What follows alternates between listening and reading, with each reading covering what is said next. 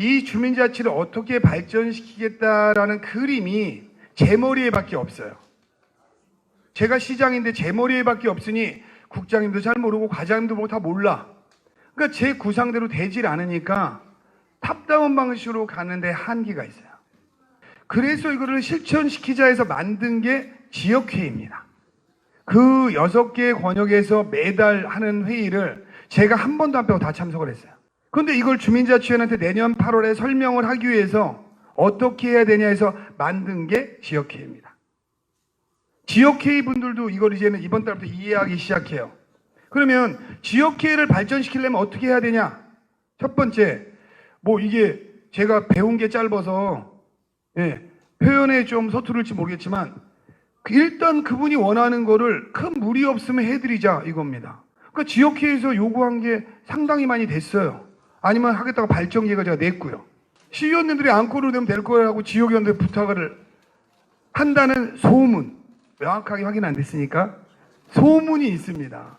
주민자치위원회의 가장 중요한 건 마을 사람들이 논의하는 공동체를 만드는 겁니다. 읍면동에서 주요한 사안에 대해서 함께 가야 되는 방향성을 논의하는 논의체예요. 통리장님들은 거기는 논의 구조가 없어. 통리장님은 통리에 계신 분들 얘기를 듣고 스스로 독자적으로 판단합니다. 혼자. 여기 하천, 소하천 정비 어디랄까? 많은 의견을 듣지만 최종 결정은 혼자예요. 논의 구조가 없다는 거예요.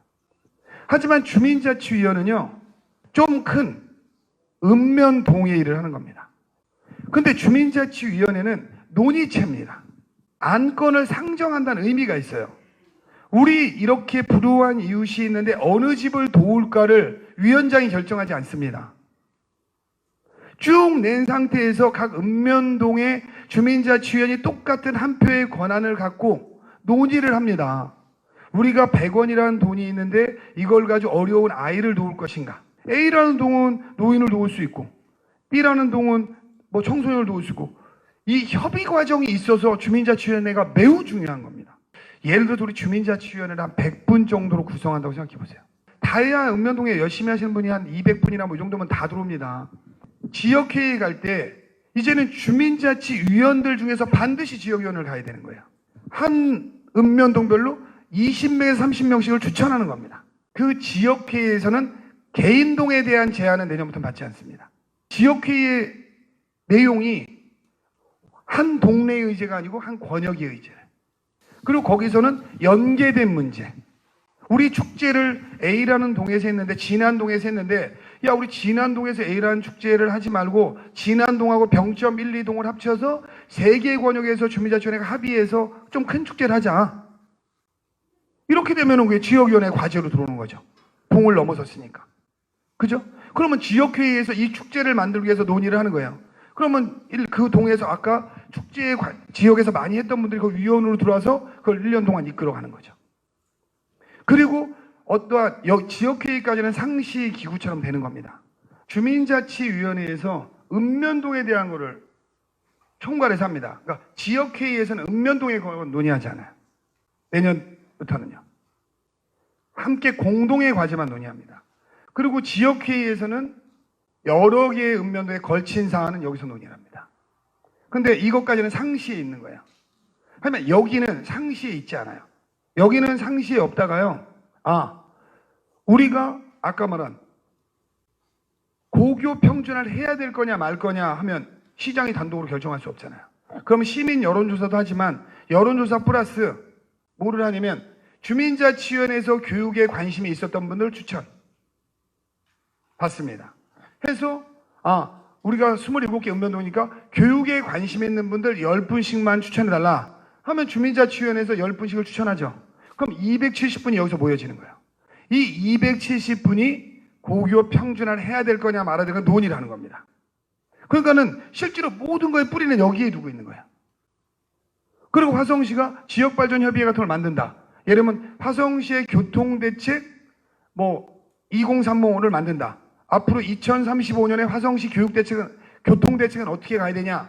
이렇게 된다면 각 읍면동에서 두 분씩 교통에 관심이 있는 분을 추천해달라 하면 54분이 되는 거죠. 이 54명이 화성시의 2035년도 교통대책을 논의하는 겁니다. 자기네 읍면동의 사안을 포함시켜서. 그리고 나서 그 논의를 바탕으로 해서 그분들이 읍면동의 얘기가 아니고 권역의 교통 문제가 생길 수 있잖아요. 여기에서 위원들이 나오시고. 그러니까 여기에 오셨을 때는 읍면동 얘기를 주장해서 강하게 하면 안 돼요. 권역 얘기를 하는 거죠. 이렇게 설계가 그려지는 겁니다. 그래서 이게 마무리 시점이 앞으로 2년 6개월 후에 마무리가 되는 거예요. 그래서 지역회의를 먼저 만든 겁니다. 원래 순서대로 하면 여기를 해야 돼요. 근데 여기를 먼저 하려고 하면요 2, 3년이 걸려요. 그래서 중간에 이거를 먼저 만들어 놔서 1년 안에 이게 마무리 끝난 겁니다. 금년 안에 끝나요.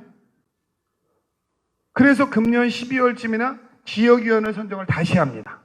이때 주민자치위원분들이 각 분야별로 자기가 관심 분야를 지역위원회, 주민자치위원회에서 일로 보내셔야 되는 거예요. 틀이 이렇습니다. 그런데 이 구상을 제 머리에만 있기 때문에 공무원들이 이해하지 못하는 거죠. 그리고 작년에 이걸 제가 설명해도 옥상옥이라 설명이 안 돼요. 그래서 이 과정이 스킵되고 이 과정으로 만들고 작년에 지역위원들의 임기는 1년으로 한다 한 이유가 여기 있는 겁니다. 그리고 이 지역위원들 중에서 상당히 관심 있는 분들은 주민자치위원회 위원회 같이 겸직을 하는 게 저는 올바르다. 그러니까 70%에서 80%는 지역위원은 주민자치위원회를 겸직을 하고 20, 30% 자기는 예를 들어 교수야. 그러니까 대중교통 전체 시스템에서 전문가야. 근데 본인이 주민자치위원회 가서 매일 활동을 할 수는 없어. 그런 분들이 있을 수 있지 않습니까? 하지만 저희가 뭐 수원대든 어든 교통대책 전문가고 화성에 사셔. 이런 분들이 권역의 문제는 논의할 수 있습니다. 그래서 그런 분들이 한 30% 정도 주민자치위원 안 하는 분들 중에서 어떠한 전문가분들 자기가 바빠서 여기 지역 주민자치위원 참여 못해도 여기는 참여할 수 있다 해서 여기에 한 30% 정도 열어놓는 겁니다. 그게 이제 되면 화성시가 모든 분야에서 시장이 독단적으로 행정하지 않고 논의하는 툴이 생기는 거죠. 거기에 이제 각 분야별로 본인이 뭐 녹색 어머니이다 하면 녹색 어머니의 의견도 듣고 이런 의견을 저한테 의견을 내는 구조인 거예요, 거기는. 그리고 나서 논의 구조는 여기밖에 없습니다, 화성시에서. 이거는 논의 구조입니다. 그런데 녹색 어머니회는 저한테 건의 구조예요. 구조가 다른 겁니다. 그러니까 읍면동에 있는 통리장님은 건의 구조인 거예요, 구조가. 화성시의 논의 구조는 이렇게 세 개로 나눠지는 겁니다. 그래서 주민자치위원회에서 우리가 송산면이다 하면 송산면에 우리가 예산을 제가 100억을 쓰려고 하면 이 100억 중에서 30억이면 30억, 50억이면 50억을 주민자치위원회하고 논의하는 거예요. 우선순위를 어떻게 하자. 그래서 그 예산에 대한 논의권까지 주민자치위원회로 넘기겠다는 겁니다. 그러면 시민 참여예산제랑 뭐가 다르냐? 이렇게 되죠. 시민 참여예산제랑 실제로 주민자치위원회의 법으로 보면요, 이 기능을 완벽하게 수행한다면 주민참여예산제는 필요 없는 겁니다. 그런데 이 주민자치위원회가 객관화 안 되고 그 권한을 행사하지 못하고 있어서 주민참여 예산제란 거를 만들게 되는 거예요.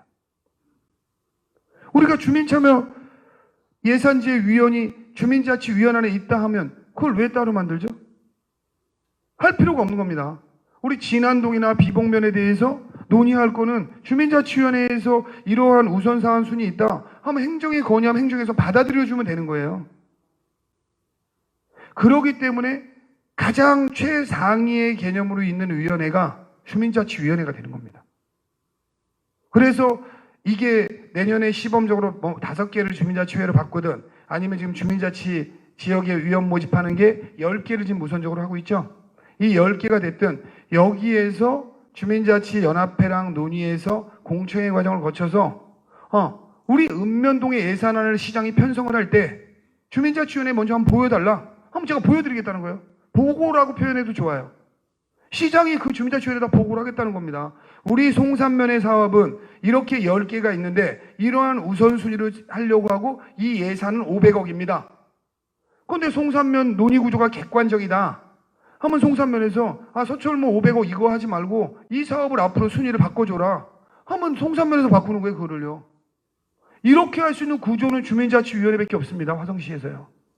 그렇기 때문에 주민자치위원회가 무엇보다도 중요한 겁니다. 그런데 이거를 기존의 주민자치위원들이 간섭한다 하니까 읍면동작이 주민자치위의 권한을 확 죽여놓은 거예요. 이거를 되찾으려고 하는 게 법의 취지지 제가 주민자치위원회를 특별히 사랑해서가 아니고요. 원래 법령이나 조례상 그렇게 하는 게 법 취지입니다.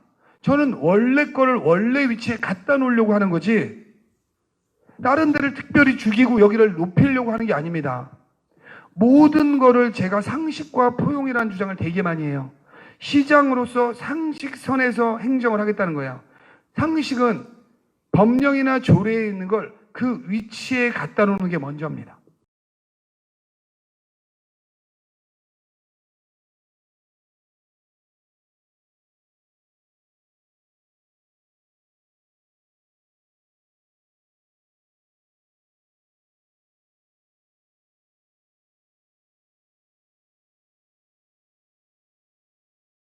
주민자치위원회에서 적극적으로 여기 들어오셔야 됩니다.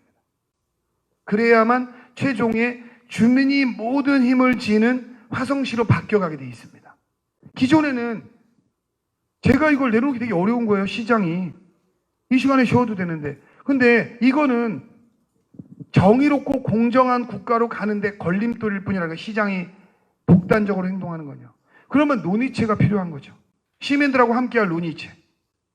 그게 주민자치위원회라는 확신을 갖고 있는 겁니다.